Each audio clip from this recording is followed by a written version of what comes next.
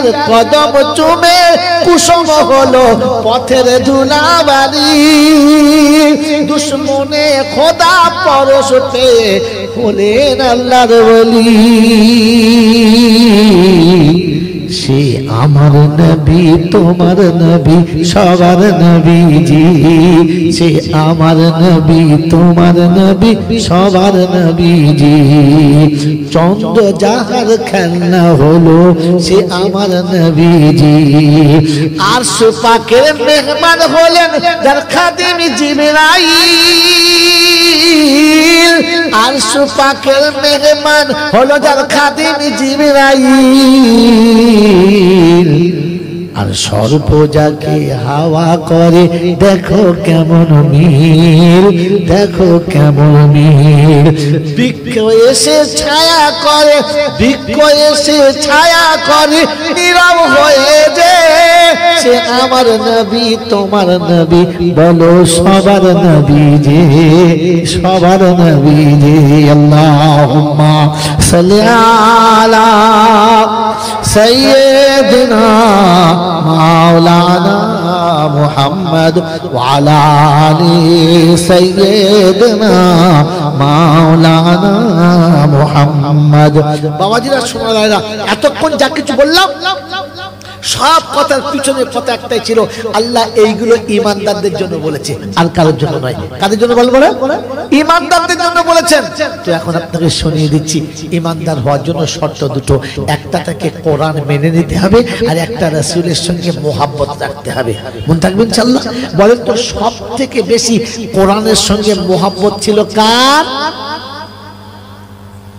আম্মা জান খাদিজা কার বললাম খাদিজা গারে হেরাতে রাসূল কোরআন পেয়েছেন জিবরাইলের সঙ্গে সাক্ষাৎ হলো রাসূলের কম্পন এসে গেল থরথর করে কাঁপতে কাঁপতে ঘরে গেল আর ঘরে গিয়ে বললেন জাম্মিলুনি খাদিজা তাসসিরুনি আমাকে চাদরটা ঢাকা দিয়ে দাও কম্বল ঢাকা দিয়ে দাও বাস আল্লাহ রাসূল ঢাকা দিলেন আম্মা জান খাদিজা ঢাকা দিলেন কোলে নিলেন সান্ত্বনা দিলেন আর বললেন রাসূল ঘাবড়াবেন না আমার আল্লাহ আপনাকে মারবে না কারণ আপনি ইতিমকে খানা খাওয়ান দেখুন কায়দা দেখুন ইতিমকে খানা খাওয়ান মিসকিনকে ভালোবাসেন অসহায়ের পাশে থাকেন অন্ধের হাত ধরে রাস্তা পার করে দেন নাঙ্গার কাপড় পরান অতএব আমার আল্লাহ আপনাকে কষ্ট দেবে না আপনি ঘুমান রাসূলের একটু চোখটা লেগেছে আম্মা জান খাদিজা সঙ্গে সঙ্গে আল্লাহর কাছে হাত তুলেছে পরওয়ারদিগার আলম দুবার হাতে চুড়ি ভেঙেছে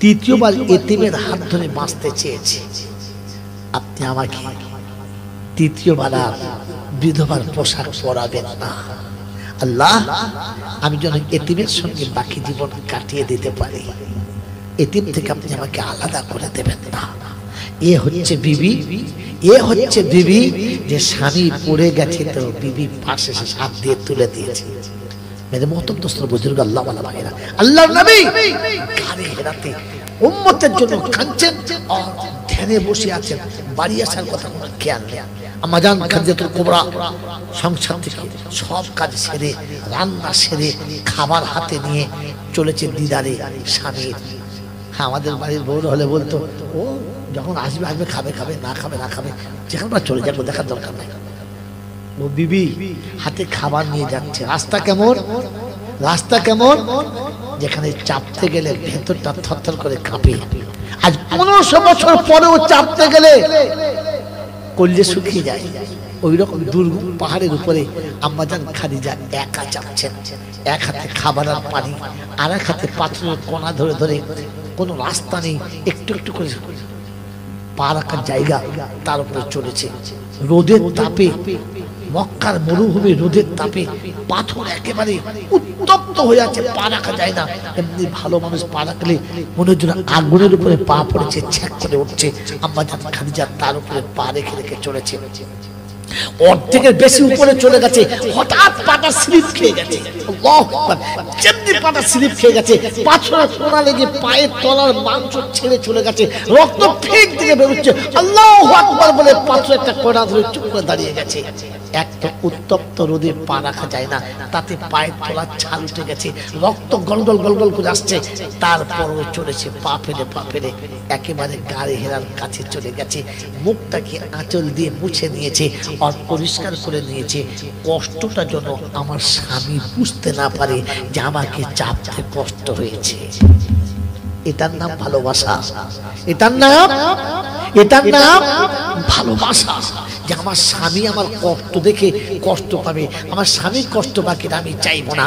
তাই রাসূলকে খুশি করার জন্য নিজের মুখটাকে হাসি করে নিলেন।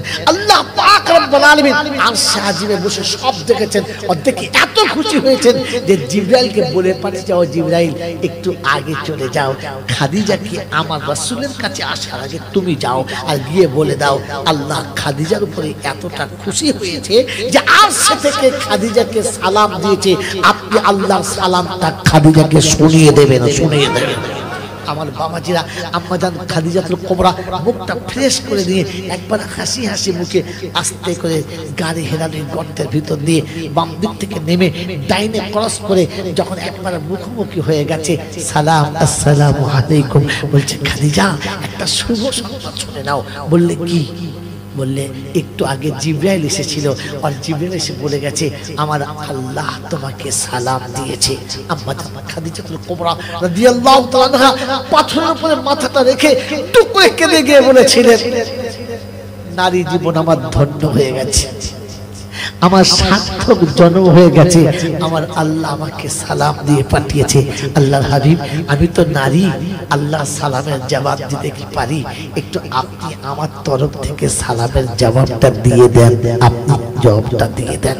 আল্লাহ পাক নবী সাল্লাল্লাহু তাআলা আলাইহি ওয়াসাল্লামের কাছে খাবার খাইয়েছেন আর নীরবে চলেছেন, বুঝতে দেন নাই যে পায়ের তলার মাংস ছিঁড়ে চলে গেছে, বুঝতে দেন নাই যে গোটা রাস্তাটা রক্তের ছাপ পড়ে এসেছে, বুঝতে দেন নাই। এটা হচ্ছে রাসূলের ভালোবাসা, এটা রাসূলের ভালোবাসা। আমার আল্লাহ ওয়ালা ভাইরা, আমি আপনাকে সীমিত সময়ে টপ ঘটনা শুনে চলে যাচ্ছি। বিশ্বনবী জনাবে মুহাম্মদ রাসূলুল্লাহ সাল্লাল্লাহু আলাইহি ওয়াসাল্লাম যতদিন আম্মাজান খাদিজা বেঁচে ছিলেন, যে নাদান মূর্খরা বলে আল্লাহ নবী 9টা 11টা 13টা বিয়ে করেছে, ও যৌবন যারা জানোয়ার কোথাকার।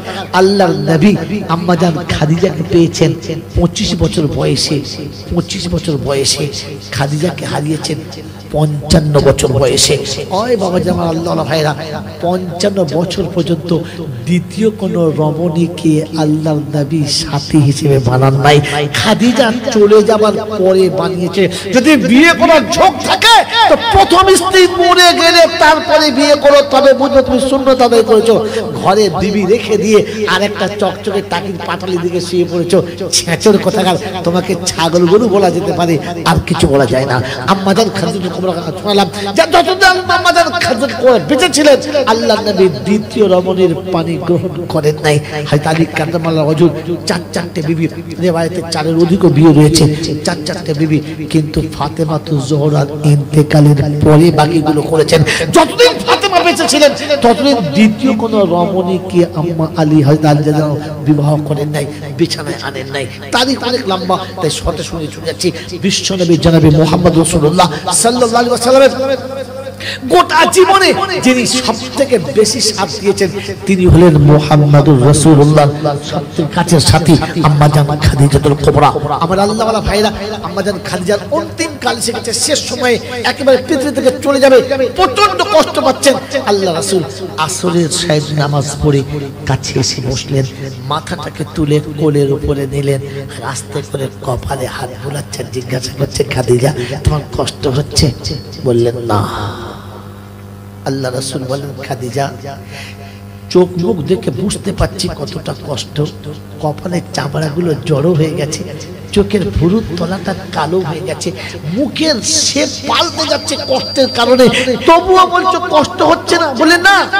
ইয়া রাসূলুল্লাহ, ইয়া হাবিবাল্লাহ, আমি যে জায়গায় মাথা এই মুহূর্তে রেখেছি এইখানে মাথা রাখলে পৃথিবীর কোনো রমণী আর কষ্ট পেতে পারে না, কারণ আমি দোজাহানের বাদশার কোলে মাথা রেখেছি। পৃথিবীর স্বামী তার বিবির জন্য যে বালিশ টানবে ওটা 200, 500, 600, 1000 টাকা হবে, কিন্তু আপনার কোলের মর্যাদা পৃথিবীর কোনো রমণী পাবে না।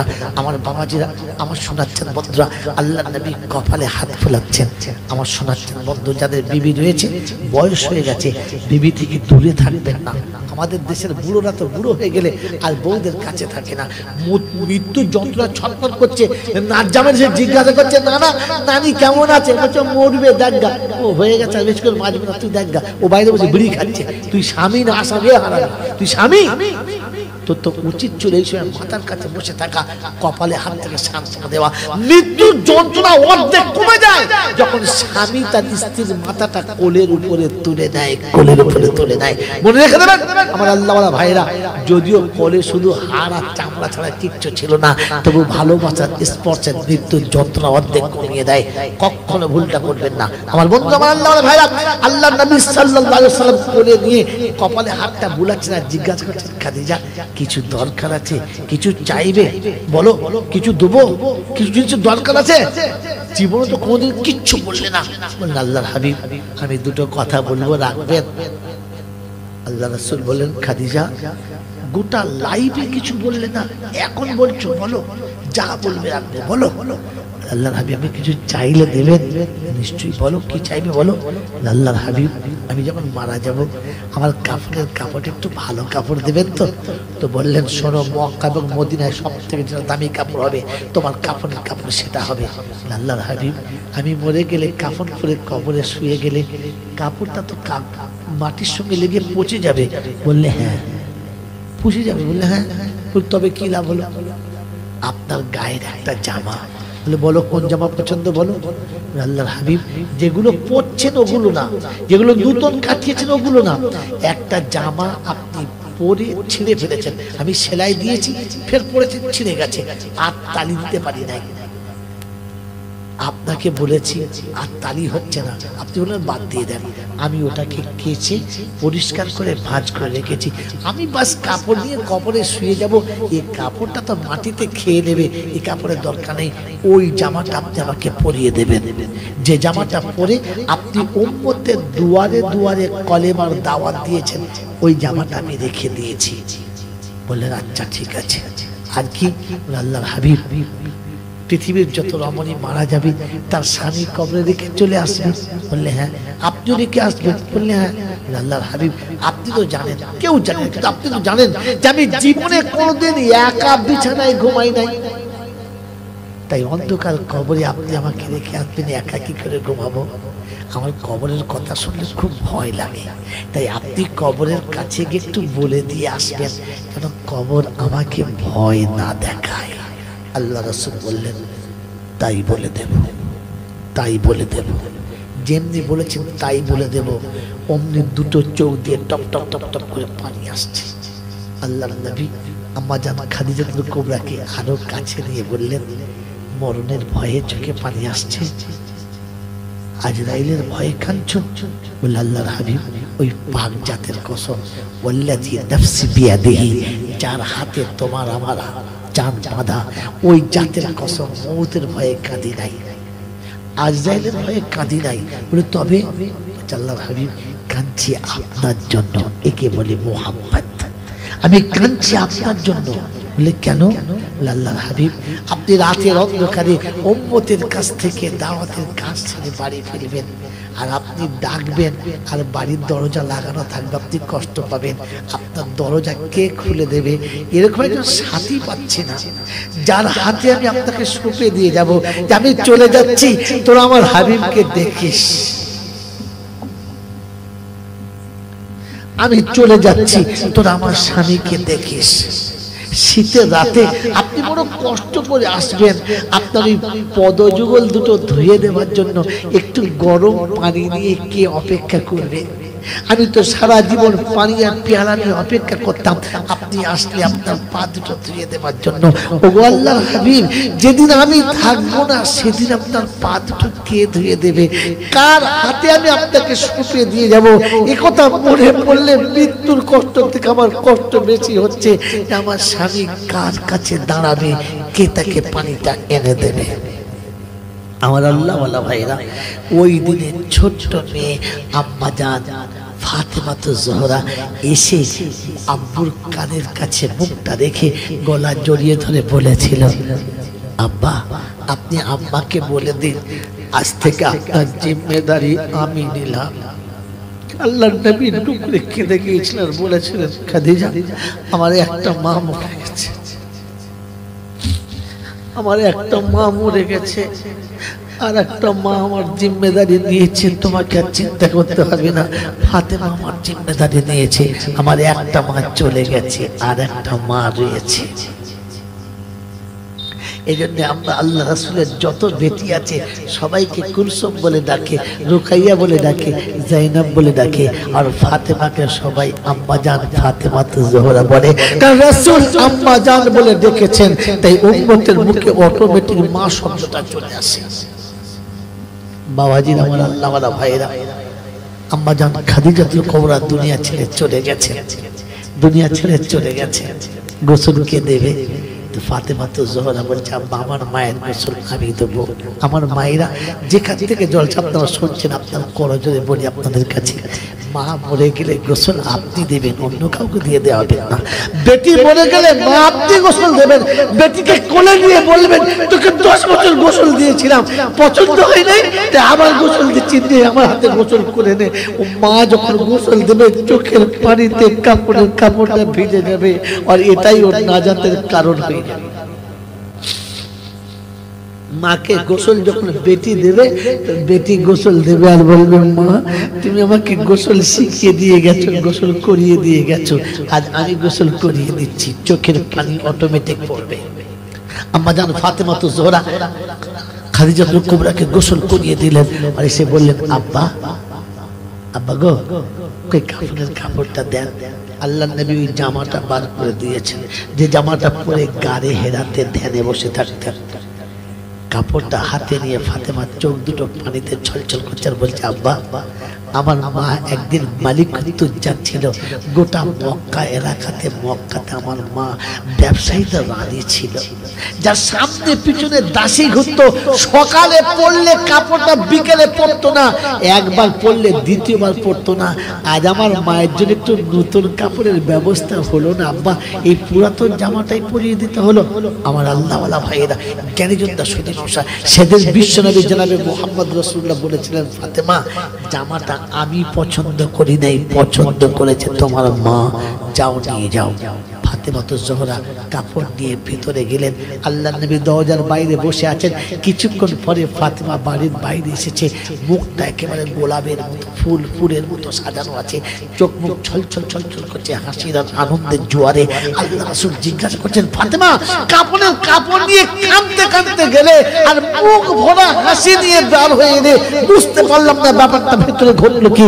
আল্লাহ নবীর কথা শুনে ফাতেমা তো জোহরা বলেন আব্বা গো কাফনের কাপড় নিয়ে ভিতরে গেলাম, আর মায়ের গায়ের চাদর সরিয়ে দেখি যে ভিতরে মাকে জান্নাতের পোশাক পরানো ছিল, দেখতে পেলাম। তাই খুশিতে বাগে বাগ হলাম। আল্লাহর নবীর চোখ দিয়ে পানি ঠিকরে চলে এলো। ফাতেমা তো জোহরা জিজ্ঞাসা করছে আব্বা আমার মা জান্নাতের পোশাক পরেছে, আপনি কাঁদলেন? বললেন ফাতেমা রে কোরআনের বন্ধুত্ব একমাত্র তোমার মা বুঝেছিল, কোরআনের মর্যাদা তোমার মা বুঝেছিল, কোরআনের সম্পর্ক তোমার মা বুঝেছিল, তাই ওই জামাটা চেয়েছিল।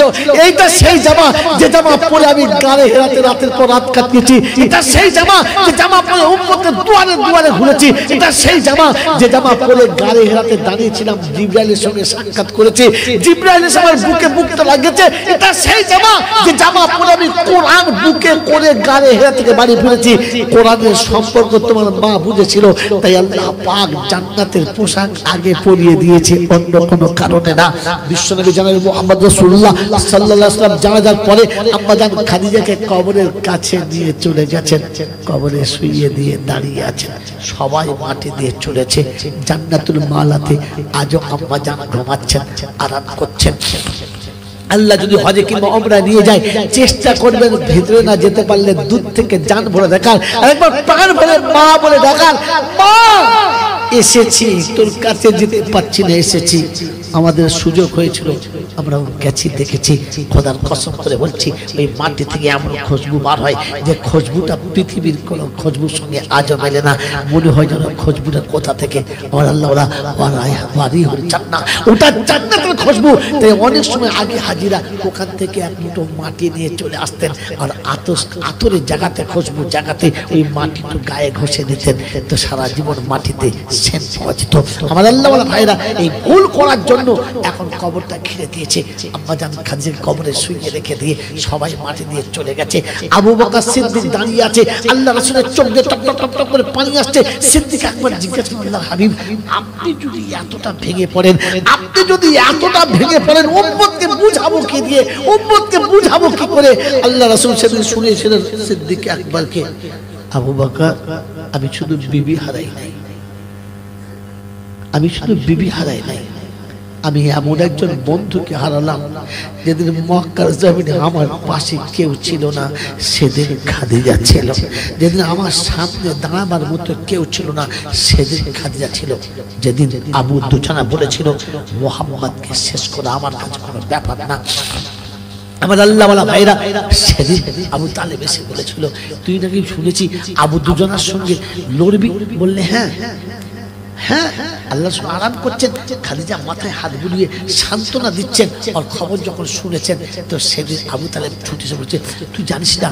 বললে চাচা আপনি বলেছেন যে আবু দুজানাকে তুই জানিস না, আর আপনাকে আমি বলছি আপনি ভাইপো দেখেছেন মুহাম্মদ রাসূলুল্লাহকে চেনেন না, কাল সকাল হলে দেখা যাবে। পরের পরে আল্লাহ নবী শুয়েছেন, আম্মাজান খাদিজা মাথায় হাত বুলাচ্ছেন, চোখ দিয়ে টপ টপ টপ করে পানি পড়ছে, কপাল গোপরে চোখের পানি পড়ে গেছে। আল্লাহ নবী তাকে কি ব্যাপার, খাদিজা কাঁদছো কেন? বলছে আল্লাহর হাবিব কিছু মনে করবেন না, আপনি আবু দুজানাকে দেখেন নাই, আমি ব্যবসায়ীদের সর্দারিনী হওয়ার কারণে বহু যুদ্ধের সময় আমি সাথে ছিলাম। ওই আবু দুজানা এত দুয়ার আর এত বেয়াদব মানুষ, কারোর কথা মানে না, অকুত ক্ষমতার মালিক, ও পাথরকে কিলিয়ে গুঁড়ো করে দেয়। অতএব আপনি কেন এই প্রতিজ্ঞা নিতে গেলেন, কেন এই কাজ বলতে গেলেন, কেন এমন করতে গেলেন? আল্লাহ নবী খাদিজাকে কোলের কাছে টেনে নিয়ে বলেছিল খাদিজা, খাদিজা তুমি আব্দুল্লাহর বেটা মুহাম্মদকে দেখেছো, মুহাম্মদুর রাসূলুল্লাহকে তুমি চেনো না, কাল সকালে দেখবে, কাল সকালে দেখবে। পরের দিন ফজরের নামাজ পড়ে আল্লাহ নবী বসে আছেন, হযরতে ফাতেমা তো জোহরা কচি মাসুম বাচ্চা মেয়ে ছেলে আল্লাহ নবীর গলাটা জড়িয়ে ধরে বলেছে আব্বু আজকে তুমি জিততে পারবে তো, আজকে তুমি আবু দুজানাকে প্রতিহত করতে পারবে তো? আল্লাহ রাসূল সেদিন বলেছিলেন মারে তুই আমার জন্য দোয়া করিস। ফাতেমা তো জোহরা হাত তুলে ফেলেছেন, আল্লাহ আমার বাপকে যারা কষ্ট দেয় তুমি তাদের ধ্বংস করে দিতে পারো না। আল্লাহ নবী ছুটে গিয়ে ফাতেমাকে কোলে তুলে দিয়ে বলেছিল এই বদদোয়া করিস না, আমার উম্মতের জন্য বদদোয়া করিস না। আমার আল্লাহ ওয়ালা ভাইরা জ্ঞানীজন শুনি ভাষা আল্লাহ নবী গদ ছেড়ে বুকে বার হয়েছেন, বিসমিল্লাহি তাওয়াক্কালতু আলাল্লাহ। আল্লাহ পাক বলে জিবরাইল আমার হাবিব যাচ্ছে তুই পাশে থাকিস, আমার জিবরাইলকে গার্ড করিস। আল্লাহ পাকের কথা শুনে জিবরাইল সাথে বলেছিলেন রব্বুল আলামিন আল্লাহ খালি অনুমতি আপনার পেয়েছি, বাকিটা আপনি দেখে নেন। আমার আল্লাহ ওয়ালা ভাইরা মক্কার মাঠে নেমে গেছে। আল্লাহ নবী বলছেন আবু তালেবকে চাচা আবু জেহেল খুশি মানাচ্ছে, ঢোল বাজাচ্ছে, উলঙ্গ মেয়ে এনে নাচাচ্ছে না, ওকে গিয়ে বলো মুহাম্মদ হেরে গেলে মক্কা থেকে পালাবে, কিন্তু আবু দুজানা হেরে গেলে তুমি পালাবে তো, তুমি কি করবে বলো? আবু তালেব গিয়ে বলেছে বলে ওই স্বপ্ন দেখা যা, হ্যাঁ আবু দুজানাকে হারাবে, যা যা স্বপ্ন দেখা যা। এসে বললে তাই? বলে ঠিক আছে চাচা তুমি দোয়া করো। আল্লাহর নবী যখন যুদ্ধের ময়দানে নেমেছে রাসূলকে পিছনে রেখে সামনে জিবরাইল পুরো গার্ড করে দিয়েছে। আবু দুজানা মাঠে নেমেছে, নেমে দেখে যে জ্যাংটা এতটা মোটা আমি আর পাঁজা মেরে ধরতেই পারবো না, পাটা পাঁজা মেরে ধরতে পারবো না, তো বডিটা ধরবো কি করে? আস্তে আস্তে পিছনে সরে এসেছে, বলছে হবে না। আবু জেহেল বলছে হবে না কি নাকি, ধর। যেমনি ছুটে গেছে, হাত দুটো আল্লাহ রাসূলের ছিল আর তলাতে বাহু দুটো জিবরাইলের ছিল, একেবারে ছোট ছেলের মতো তুলে নিয়ে আর ঝাড় করে কাঁচাড় মেরে দিয়েছে। গোটা মক্কার মানুষ অবাক হয়ে গেছে, করলে কি আবু দুজনাকে? আবু দুজনা উঠে পোল্ট্রি মুরগির মতো থরথর করে কাঁপছে। আবু জেহেল বলছে ওটা ঠিক বুঝতে পারি না, ভুল হয়ে গেছে, আরেকবার হবে। আবু দুজনা বলছে তুই নাম, আমি আর নামবো না, এবার তুই নাম। বলছে ছোট ছেলে ধন্না, বলছে তুই দেখতে পাচ্ছিস না, এটা আমি দেখতে পাচ্ছি, ওটা তুই দেখতে পাচ্ছিস না। কারণ হাত দুটো মুহাম্মদুর রাসূলুল্লাহ ছিল, আর সামনে গানটা খোদার খাস ফেরেশতা জিবরাইলের ছিল। আল্লাহ পাক বলে আমার হাবিবের সঙ্গে বেয়াদবি করবি, তোমার কুদ্দুত কেন্দ্র দেখাচ্ছি, দেখে কি ব্যবস্থা করে দিচ্ছি। মুহতরম দোস্ত বুজুর্গ, ওই আল্লাহর নবী সাল্লাল্লাহু আলাইহি ওয়াসাল্লাম বলেন যে খাদিজার চোখের পানি সেদিন বন্ধ হয় নাই আমার দুঃখের কারণে। আজ আমার বন্ধু চলে গেছে, বিবি চলে গেছে, সাথী চলে গেছে, আমার সব থেকে ভালো একজন বন্ধু হারিয়ে ফেলেছি, তাই আমার চোখে পানি। যাও চলে যাও। সিদ্দিক আকবর চলে গেছেন, আল্লাহর নবী একা দাঁড়িয়ে আছেন, চোখ দিয়ে টপ টপ টপ টপ করে পানি পড়ছে। আল্লাহ পাক জিবরাইলকে পাঠালেন আর বললেন জিবরাইল যাও আমার হাবিবকে গিয়ে বলো, হাবিব সবাই চলে গেছে, আপনি যাবেন না, জান্নাতুল মালা পুরো খালি হয়ে গেছে, আপনি যাবেন না, একা দাঁড়িয়ে থাকবেন, যাও গিয়ে বলো। জিবরাইল এসে শোনাচ্ছে আল্লাহর হাবিব সবাই চলে গেছে, জান্নাতুল মালা খালি হয়ে গেছে, সন্ধ্যা হয়ে এসেছে, আপনি যাবেন না? বললে হ্যাঁ যাব, একটু অপেক্ষা করছি। বলে কিসের? বললে খাদিজার কবরে ফেরেশতা এসে সওয়াল জবাব করবে, আমার খাদিজা বড় ভয় করে, কবরে রাখার সময় কবরের কাছে বলেছি কবর আমার খাদিজার সঙ্গে বেয়াদবি করিস না, খুব ভয় করে তোকে, খুব তোকে ভয় করে। ওই কবর আমি রাসূল বলছি আমার খাদিজা খুব ভয় করে, আমার খাদিজাকে তুই কিচ্ছু বলিস না। তারপরও দাঁড়িয়ে আছি, ফেরেশতা এসে যখন সওয়াল করবে জবাবটা আমি দিয়ে দেবো, আমার খাদিজাকে আর সওয়ালের জবাব দিতে হবে না। আল্লাহ পাক আসমান থেকে শোনাচ্ছে হাবিব খাদিজাকে খুব বেশি ভালোবাসো? বলে হ্যাঁ আল্লাহ আমি খুব বেশি খাদিজাকে ভালোবাসি। আল্লাহ পাক শোনাচ্ছে হাবিব আমি বলেছিলাম না ইন কুনতুম তুহিব্বুনাল্লাহ ফাত্তাবিউনি ইউহিব্বুকুমুল্লাহ, তোমাকে যে বেশি ভালোবাসে আমি যে তার থেকে বেশি তাকে ভালোবাসি। মনে হয় যেদিন খাদিজার পায়ের তলার মাংস ছিঁড়ে রক্তাক্ত হয়ে গেছে আর তোমার কাছে গিয়ে সালাম দিয়েছে, সেদিন আমি আল্লাহ খুশি হয়ে সালাম দিয়েছিলাম, সেদিন আমি খাদিজাকে ভালোবেসেছি। তাই খাদিজার কবরের ফেরেশতা আসুক আমি চাই না, তুমি চাও না খাদিজার কাছে সওয়াল জবাব হোক, আর আমি চাই না ফেরেশতা খাদিজার কবরে যাক। তাই খাদিজার কবরে আসার আগে ওকে রুখে দিয়েছিলেন, বলেছি ফেরেশতা খাদিজার জবাব আমি দিয়ে দিচ্ছি, তোমাকে আর যেতে হবে না। আমি ফেরেশতাকে আসমানে রুখে দিয়েছি, আর কোনোদিন কখনো কিয়ামত পর্যন্ত খাদিজার কবরে আসবে না। আজ তুমি এখান থেকে চলে যাও। সেদিন আল্লাহর নবী সাল্লাল্লাহু আলাইহি ওয়াসাল্লাম টুকরে কেঁদে গেলেন, সিজদায় পড়ে গেলেন। আল্লাহ পাক বললেন হাবিব আবার কি হলো? আবার কি হলো?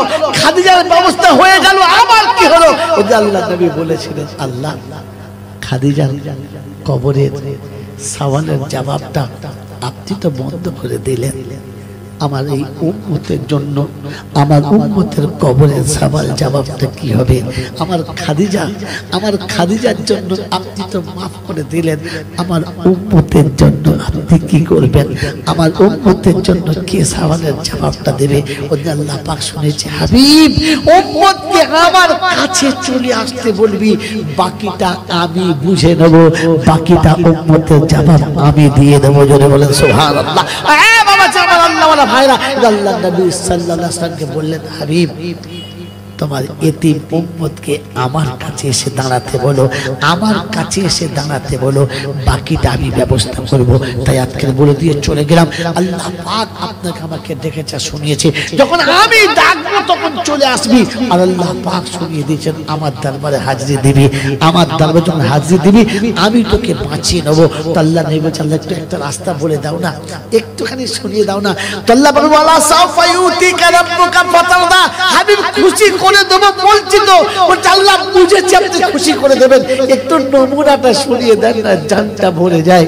আল্লাহ পাক বলে তোর উম্মতকে আমার কাছে আসতে বলবি, ও আমার কাছে এসে দাঁড়াবে, আর এসে বলবি আলহামদুলিল্লাহি রাব্বিল আলামিন আর রহমানির রহিম মালিকি ইয়াউমিদ্দিন।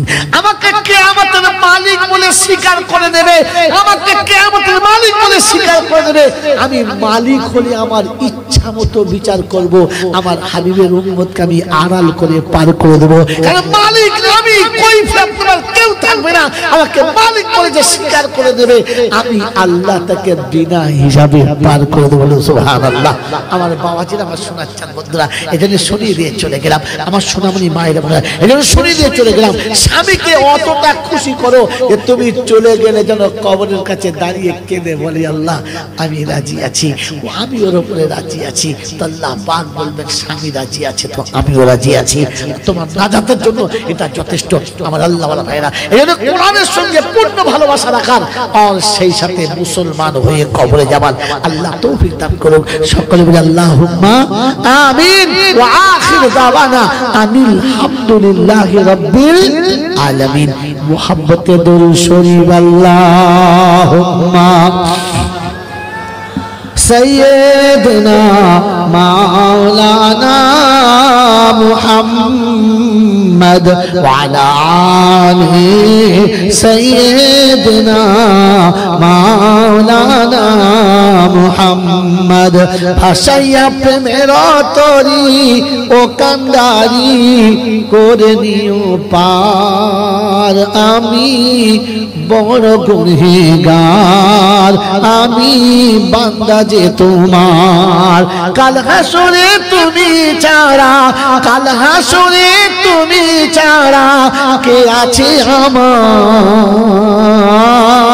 আমি বড় গুনহগার, আমি বান্দা যে তোমার। পাপে তাপে ভরা দেহ, সঙ্গের সাথী নেই রে কেহ। আচ্ছা আচ্ছা, সঙ্গে সাথী কেউ আছে? পাপে তাপে ভরা দেহ, সঙ্গের সাথী নেই রে কেহ। হাবিবের উম্মত বলে চিনে নিও সেদিনে আমার, আমি বড় গুনহগার, আমি বান্দা যে তোমার। আল্লাহুম্মা সাল্লি আলা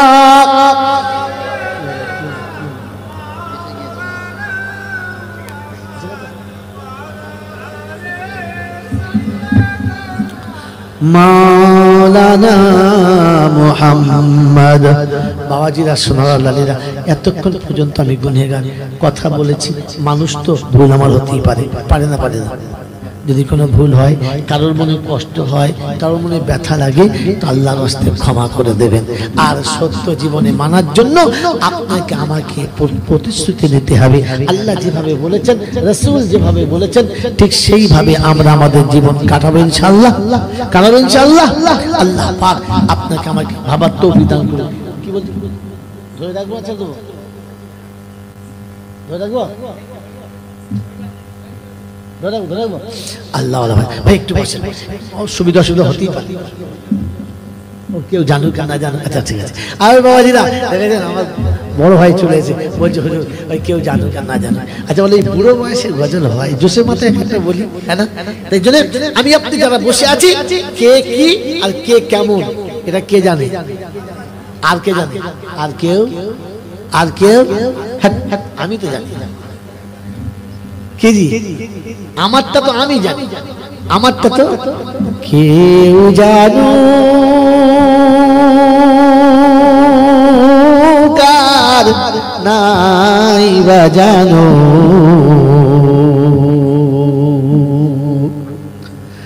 আমি তো জানি কত পাপী,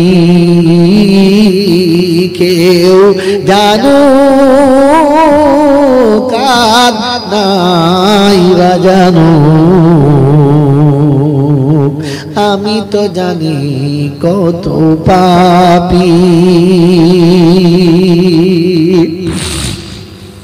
পোশাকে আশাকে দেখো কি সাজানা সেজেছি নিরালাতে নির্জনে কত ভুল করেছি পোশাকে আশাকে